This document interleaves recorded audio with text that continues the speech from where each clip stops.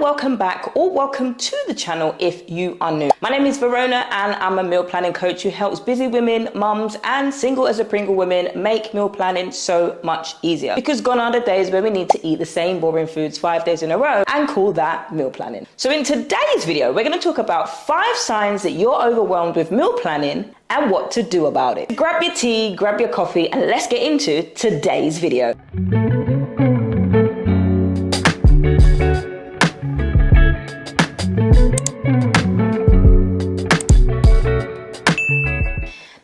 In the comments below if this is you. You're trying to plan healthy meals because you know you need to eat healthy. You've gone a little bit pudgy, you've got bingo wings flying around everywhere, you're afraid to wear short sleeve t-shirts, or you could just do with losing an extra few pounds because you've got a bit way too puffy for your liking. When it comes to the meal part, you can go to the gym, you can do the activities, you can do the workouts, but for you, the struggle is eating your food because you love food like I do. We've all been there. We've tried to juggle family, we've tried to juggle our kids, we've tried to juggle life, we've tried to juggle eating healthier, we tried to juggle. You see how so many things we're juggling, and in the end we end up dropping one ball and then we drop all of the balls and we're like, oh my goodness, I can't do this. Oh dear. We've all been there, even myself. But meal planning is supposed to make our lives easier, right? We've got so many things in the fridge, we don't know where to start, we don't know how to cook healthy. For some of us, we've got buckets of salad or a drawer full of salad going moldy because we don't know what to cook. My friends, this is exactly why today's episode is for you. I'm gonna teach you how to make sure that you meal plan foods you're actually gonna eat. So here are 5 telltale signs that meal planning is beginning to get a little bit overwhelming. Number 1 is you dread the grocery store. Now, spoiler alert, I don't like the grocery store either. Years ago, I used to work in a grocery store. The thing that used to get on my nerves is people would come with a full trolley full of foods 5 minutes before the store closes. They used to love to do this at Christmas Eve, where people and their last minute habits tend to get everything that they need, and Muggins here had to wait for not just one person, like a whole queue full of people, and they had the audacity to tell me, smile love, it's Christmas, get out of here. Then you don't even say thank you at the end, you taking the biscuit and you want me to smile, get out of here. Anyway, now, if the thought of going down the aisles of a grocery store sends shivers down your spine, I've already had enough of this. Then I know what that feels like. If you find yourself taking the scenic route every single time you go to Walmart, Aldi, Whole Foods, wherever you shop, then this is a clear telltale sign that something is off, honey. That's not, no. And you need to fix it. How to fix it? Create a template that you can reuse every single week that will be easier for you to get your go-to things. These places are not places where you need to take the scenic route. You get in, get what you need to get, come home. Sign number 2, your kitchen literally looks like a war zone. I know after a long day, the last thing that you want to do is stand up in the kitchen for hours cooking a meal, and not just one meal. You're cooking several different meals because kids are like, I don't want that. I want what she's having. Why can't he have this? Why can't she have that? Why do you get to eat this? I thought you was on a diet. Mommy, you're getting fat. So why are you eating McDonald's? My friend, and even some of that conversation, even if you don't have yourself any kids, we're having that monologue with ourselves. Oh, you know what? I'll start again Monday. Monday comes, you know you ain't starting anything, okay? You're gonna open up your app and be like, oh, hello, DoorDash, and you're gonna get food delivered to you because you're overwhelmed, because you're just overwhelmed. All of these things are so overwhelming. It's overwhelming me recalling the things and the mistakes that I did. If meal planning leaves you with more dishes to clean and you've got more food to eat, then my friend, you're in the right place because I'm here to help you. Just call me the Mary Poppins of meal planning, okay?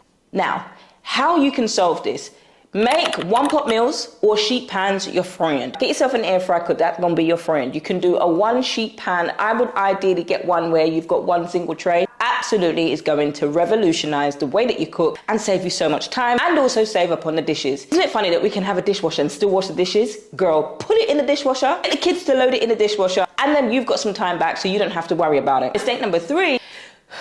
Now, I'm guilty of this one. You're constantly throwing away food.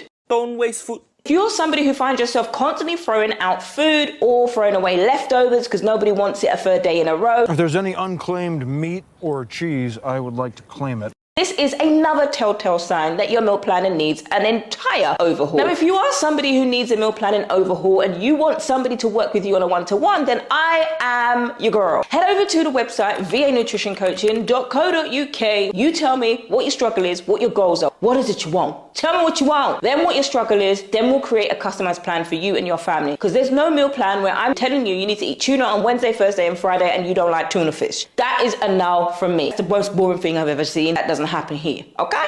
Now, if you're somebody who finds yourself throwing away things, start with smaller portions at first. Some of us, when we cook, we want to feed the 5,000, but we only need to feed ourselves or 2.4 children. Let's start off with smaller portions. Now, I know over here and in the UK, sometimes we've got some big portions of food, but there are dishes, in fact, that you can overshare way too much food and it becomes like 2 people's portions and then we eat that. I've done that. I've eaten a whole bowl of rice. My body was telling me, whoo, I can't keep up. Now it's too much for it. So naturally, when you start to fill yourself with whole foods, your appetite actually gets suppressed naturally. That's an entire another video. When you start with smaller portions and smaller recipes, this way you can buy in bulk and use up everything that you buy rather than buying loads of different ingredients, loads of different dishes and only cooking one and the rest gets spoiled and then you don't use it. Mistake number 4, meal planning feels like a full-time job. When meal planning takes over your whole life, your whole weekend, it's the thing I ate the most because I hate to cook.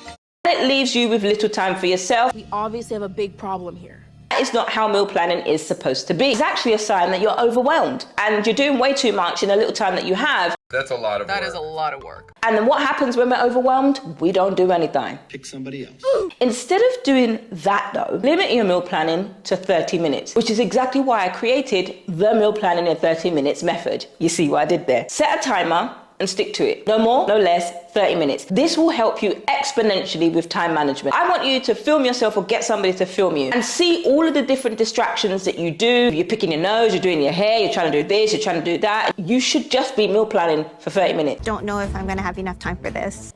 Put in a podcast, put on some music, and then set the timer for 30 minutes and just do what you set out to do for 30 minutes. Those of you who like to multitask and do 100 different things, you're gonna struggle with this. But if you're getting into the habit of trying to do it like this, over time, it will be easier for you to do. Rather than feeling like you have to do 10 different things in the 30 minutes, of course, you're not gonna get all of it done, and you're just about gonna get 1 or 2 meals prepped in that time. Don't forget to add flexibility and variety, because variety is the spice of life, as they say. Flexibility allows you to be flexible. So there is no more rigidity like you have to eat this, don't eat this. Allow for days where you want to have sloppy joes, for example, with fries, or you want to have sloppy joes with veggies. Whatever you want to have for your family and your children, allow for time to do that. Also, put in place meals that don't take 10 hours to make. You are creating your schedule or your meal planning around your schedule that is existing now. If you're trying to create your schedule or get your schedule to fit into your meal planning, girl, that ain't gonna work. No idea what's going on.